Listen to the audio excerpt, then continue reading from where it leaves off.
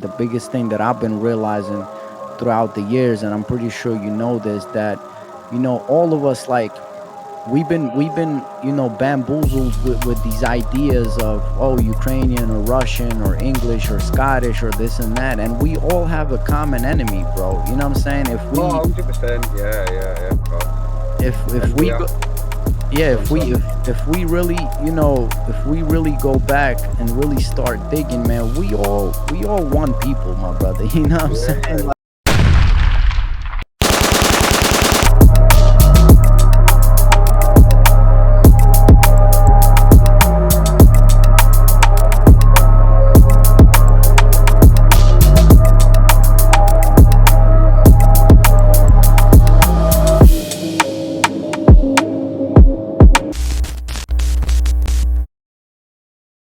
Prove to me that you are alive. I'm sorry, man. I don't want to be like causing trouble for you, bro. Right, sweet, mate, don't worry.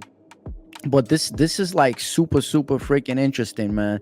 Did you? Oh, this is what I was gonna ask. Does your dad speak Ukrainian, and do you still know any Ukrainian? My dad died now. My dad died in Sorry to hear that. 2005. Yeah, it's doesn't matter, mate. Yeah, he died 2005. Yeah. Did Um, he speak? Did he speak any oh, yeah, Ukrainian? no, my dad spoke fluent Ukrainian, yeah. Okay. But he never taught us. And my cousins, they went to, well, I've got two female cousins but they went to Ukrainian school on a Saturday, so they do sort of speak Ukrainian, but they've never really been. The younger one's not interested in Ukraine really at all. She's never wanted to go there or learn about the culture or not like that. Where the older one was, she was heavily into it and she does speak Ukrainian really well. But she's black, mate. It's Putin and Russian aggression and all that. Mhm. Um, But you're on your, from what I understand, on your mom's side, your mom is not Ukrainian or Slavic, My or is she? mum's mainly fault, which she's only realised recently. My mum's mainly Irish. Oh She thought she was wow. English, but yeah, my mum's mainly Irish. She's probably about three quarters Irish, Oh, quarter English. you got a super cool mix, bro. What? Yeah, Slavic and Irish, bro? Oh shit, man. but yeah, there's English in there and Scottish and that, like. But yeah, it's just a mix of British Isles, I suppose. It's just more Irish than she ever thought. But yeah, so quite a mix in there.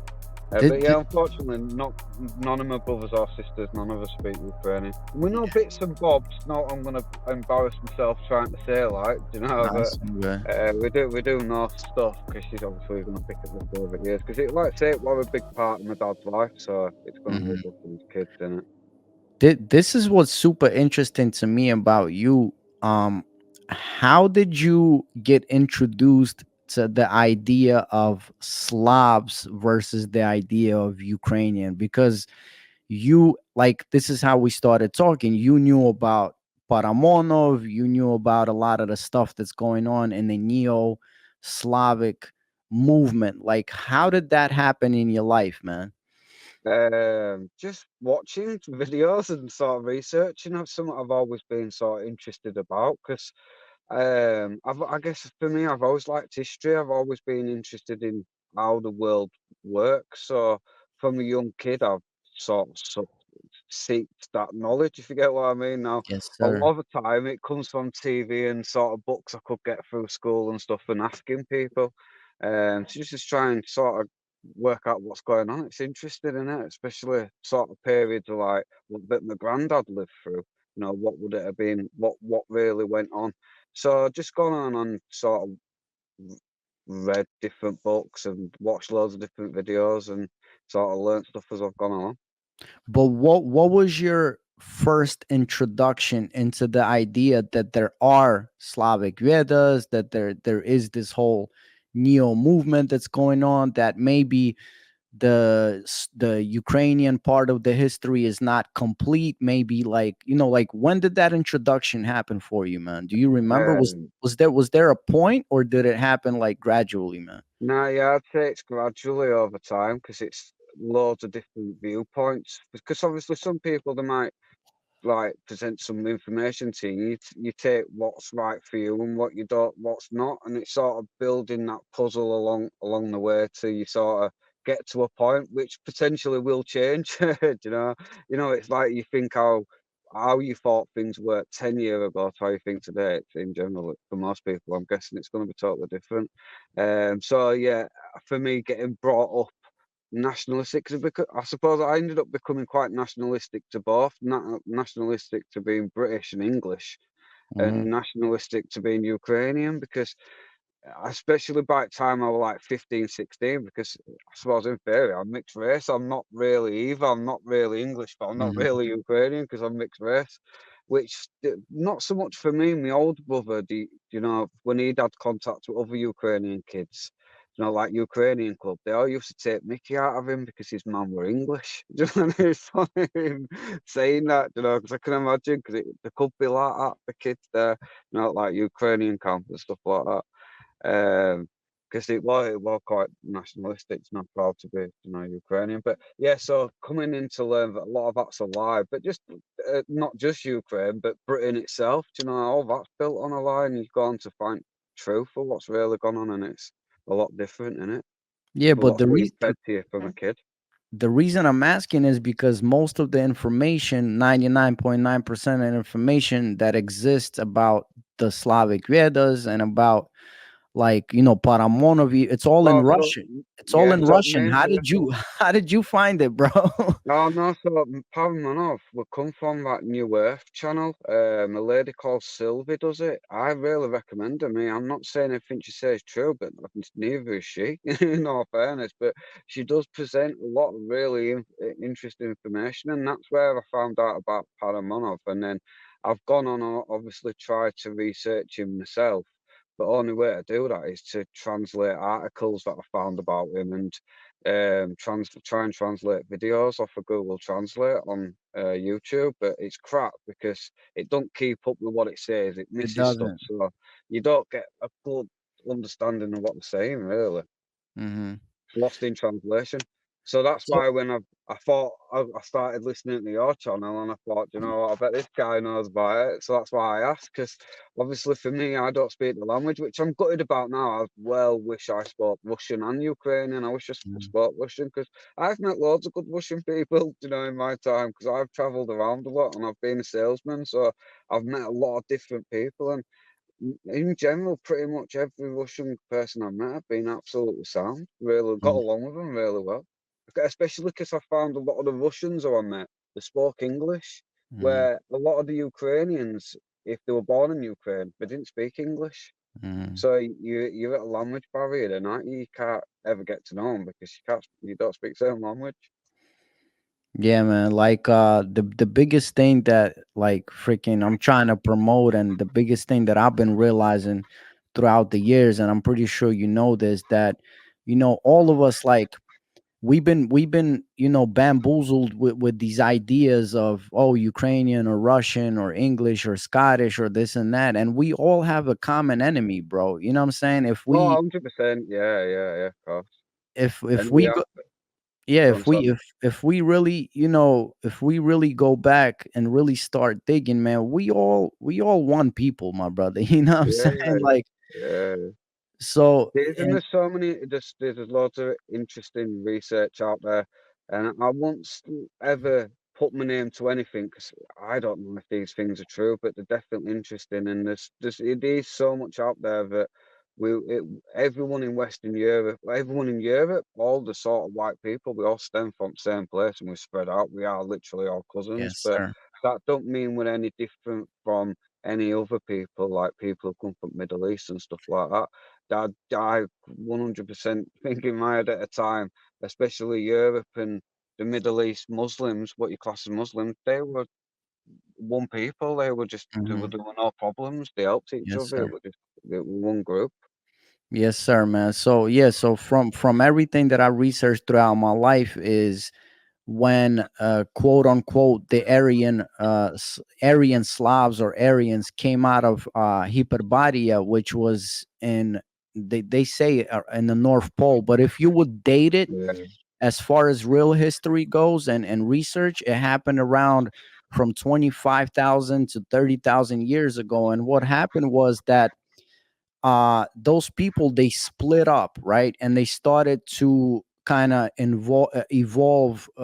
They took different paths, and the people that split were the haplogroups of what we know as R1A, which is mainly Slavs now, and Mm, and R1B, which is mainly what Western Europe is, and you find a lot of R1B in Scotland and in Ireland. And so around 25,000 years ago, we kind of split and started developing, took different paths, and obviously, started mixing with other people. But what you said is absolutely true, man. We're basically, we're cousins, man. So, mm. and all of these ideas, man, it's conquer and divide. You know that better than anyone, man. This is what I wanted to ask you, man, because you said this happened since you were a little kid. But do you remember maybe like a pivotal point when you started to come into the knowledge and you started being inquisitive? And I generally always have been interested about it. I remember being young, like 8 or 9, because my dad was a big news watcher. So no would ever stop my dad from having that news at like 9 o'clock and 10 o'clock and 6 o'clock, you know, whenever the news are on. Because back in England, back in them days when I was growing up, there were only 4 channels on TV. Mhm. So they got you, didn't they? And like there were certain times where the news were on. So and my dad would be like making predictions, you know, on what's going to come next. Because obviously being a Jehovah's Witness, he thinks that Mhm. Armageddon's coming literally any day. Do you know what I mean? So he's looking for his signs, I suppose. So, but being exposed to that, being what's going on in the outer world, it did generally always make me inquisitive. But you get on and being a kid, don't you? Because ultimately, what do you want to do when you're a kid? You want to have fun, so you Mhm. get on and you forget about it, don't you? But it's just that inquisitive's always there, and I do remember being young and thinking that there's no way that that prime minister who they had on at that time in England, I don't know, like I think it was John Major or something, saying he's running the show. He's just obviously a puppet on a string. And you get that thought in Mhm. your head of a group of fellas all sat in a boardroom up on a high-rise block, somewhere in a fancy office, a big fancy table, and you're like, yeah, that's who's really pulling shots. They're just puppets. But I think for me to actually start researching and proper looking into it, it was not long after 9/11, and it was sort of through 9/11, and then sort of documentaries questioning that, and then round about that time, it were internet were out. Because I remember a time when there was no internet. You Mhm. didn't have access to that. Yeah, man. Prata me that you are alive. And then internet come out, and then at the same time, I went to Ibiza in 2003. And I had a mad summer there that were pretty life changing, that place. I had some mad experience on like hallucinogenics there, but I just met really different people compared to where I come from, because I'd just come from a really rough area where things were based mainly around on drinking and fighting, shagging birds, that type of stuff, crime, all that stuff. So meeting people who were like, who you sort of class as a hippie, but were into sort of stuff I'm now into, but just way ahead of me. And I met a woman now actually who travelled around with a kid. She had about 13 kids, like older kids. They had their own kids, like grandkids with her. And he used to come in Ibiza in summer, sell like hippie souvenirs to tourists, and then go back to India for winter. Mm. So it's just getting into deep conversations about life and where we come from, because especially then at 19, I was just confused. I suppose I just burst to know what's going on, but just not having a clue what's going on. Because I got brought up a Jehovah's Witness, and that flag just didn't work for me. There were too many questions that they couldn't I answer, and I was couldn't gonna answer myself. Do you sorry know? sorry for interrupting you. That's what I was gonna ask you, man. How was it growing up as a Jehovah Witness, man? How was that on your psyche? Like, how was that psychologically? Did you like any parts of it? What did you disagree No, with it? I Like, how can't was that really give. experience? Yeah, I can't. Apart from the only good I can take from my time I spent as a Jehovah's Witness kid, were being able to speak to old people, and it's something I used to like to do, because all these old people, for a lot of them, I know, obviously I'm an adult now, a lot of them just used to go just because it was company on it. It was so they'd come and pick them up, they'd take them to church, and they'd have the conventions, and they'd pop round for a brew, and it were something to do rather than something to believe. So, and a kid like me, and I've always been quite happy to speak to people. Now, being 8 and 9, these little old ladies used to love me talking to them. So I get to hear all the stories, from when they were growing Mhm. up and stuff like that. And I do really, I've got a fond memory of that, and I think that did me a lot of good as a person to experience that. But apart from that, no good whatsoever. It's a sneakily bad religion, I think, Jehovah's Witnesses. And my dad didn't really take to it that well, in all fairness, because my dad was really strict with it, and he Mhm. was like, yeah, it was a bit of a madden. So I was door knocking. I'd be out door knocking with him, young me, mate. I'd be like 8, 9, selling, Bibles and Yeah. watchtower door to door. My dad was like a militant, a militant one. If you get what I mean, he was like all out for it. You know what I mean? Yeah, I think the biggest issue that I always had with Jehovah Witness was how what you just said, how strict it is, man. How like they always try to convert you, man. Like as soon as you meet a Jehovah Witness, that's all they're doing. They're trying to convert you, bro. Yeah, Like that's the program, it's mate. It's sales tactics. It's like because I got brought up a Jehovah's Witness. I started off as an apprentice electrician, but that's what my dad wanted me to do. So I left school. I left school pretty young, me. And that's probably a little bit different in America, but I left school at 15, and I got an apprenticeship to become an electrician. And then, but it just never going to work out because I didn't want to be an electrician. It's not what I wanted to do. It's what my dad wanted me to do and pushed me Mhm. into doing. So I just ended up pissing about me and ended up getting kicked out of college because I was just using college as a recovery day from all Mhm. partying I was doing. But I ended up just staying working for that same firm as a sign fitter, so I jogged that along. But yeah, so I've sort of lost track of what we're going on about. What we were going on about? So, Nah, nah, you were talking about like, just the sales tactics, man, that oh you yeah, took. sorry, yeah. So I got to 19, and it's like, what am I going to do in my life? Because that firm actually, what I was getting at, sorry, a little split. What I was getting at, but that firm went bust. It was a good job. I earned a lot of money, a lot younger than I probably should have done. Because I ended up at 17, because I was really well liked to that company. Because my dad had Mhm. worked there, my brothers had worked there. I knew everyone since I was a little kid.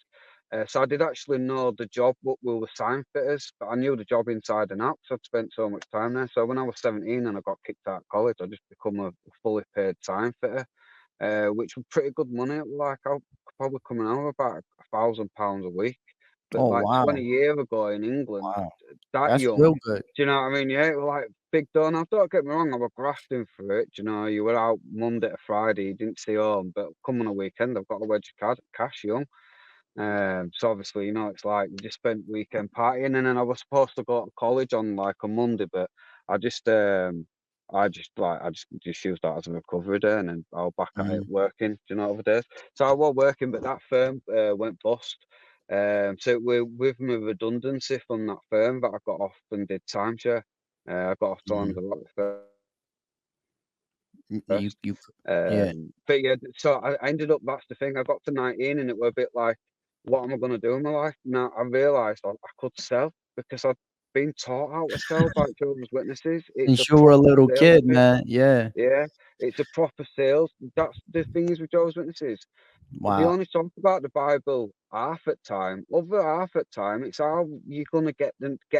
How you're going to get the next one. It's And a it's and sales it's the tactic. tough and it's the toughest thing to sell. It's much tougher to sell than freaking timeshare, bro.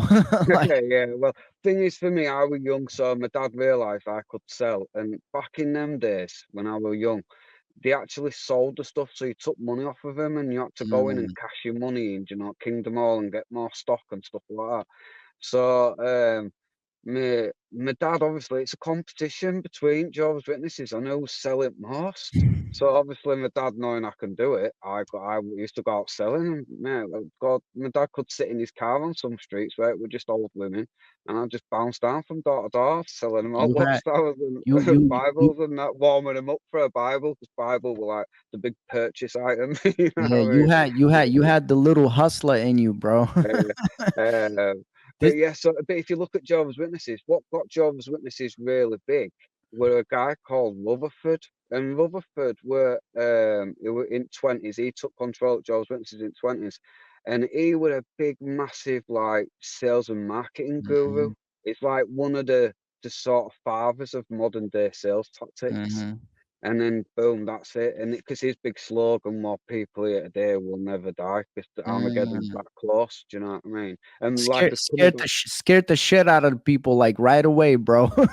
Yeah, well, then this is the thing though. So for us, it were something real that's going to happen. So my dad has, we had our family, you know, and we had Jehovah's Witnesses, but everyone else is sort of classed as the world, and you weren't really allowed to associate with the world because there was no point associating with them Mm. because they're all going to die at Armageddon, and because they're not Mhm. Jehovah's Witnesses, they're going to die and we're going to live. So there's Wow. no point being mates with them. But obviously, a state I grew up on, I had loads of mates on that state with a right laugh. I was at the house as much as I could possibly be out. Do you know what I mean?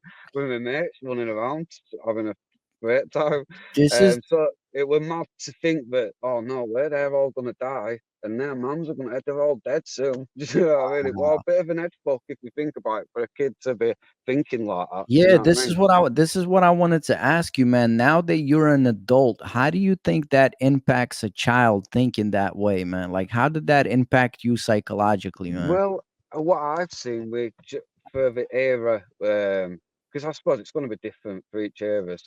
But for era I was, so I'm born in '83, so Jehovah's Witness kids, late 80s, 90s, early 2000s, unless they become a Jehovah's Witness where that's it, they're a robot, they're a Jehovah's Witness, they're in it, there's no getting them out of it. If they didn't, in general, they all went completely off at rails and went and took loads of drugs, which Wow. ultimately that's what me and my brothers ended up doing. Hmm. Because like three of my brothers ended up getting on gear and smack, Yeah, I could ended see up that. being I could see that, bro, because yeah, that sounds crazy, man. Think about it. Since you're a little kid, you're being told that, yo, like the world is gonna end regardless, bro. Like, like, you know, yeah, yeah. that's crazy. You don't have to make no friends, don't communicate with nobody because you're gonna be dead in a, anyway, bro. Yeah, so my dad wasn't that big on education because he was like, "What's point? New system's gonna be here soon." Do you know Wow. what I mean?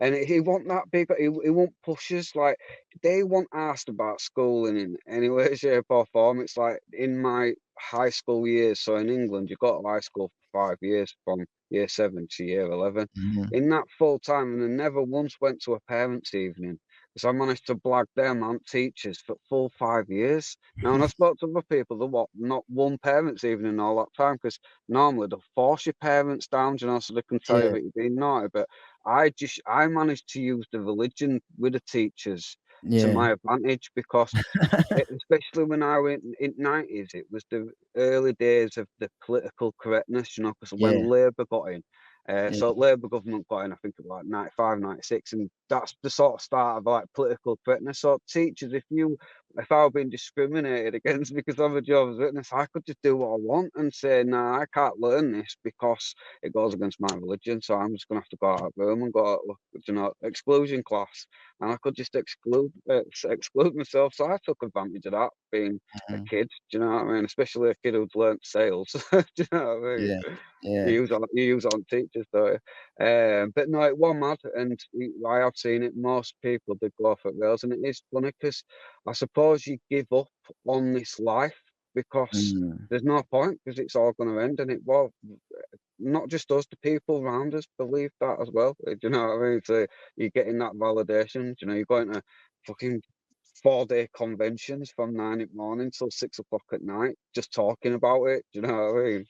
Yeah, that's crazy, bro. Yeah, listen, this is what I wanted to ask you, man, and thank you for sharing that. Because you mentioned that you grew up in the projects. Now, before you call, you in America we call it the projects. So this is what I wanted to ask you, because like obviously me being raised in Ukraine and then growing up in New York, so like being a Ukrainian kid, I'm looking at Americans like, oh, you guys are soft. And then I know how New Yorkers think of like Great Britain. Like they think, oh, they're soft. Like there's really no projects in, you know, like freaking the UK, man. So like break the myth, man. Are like Well, how was that environment? Is it like kind of like in America? Like did you guys have a lot of violence, like gun yeah. violence?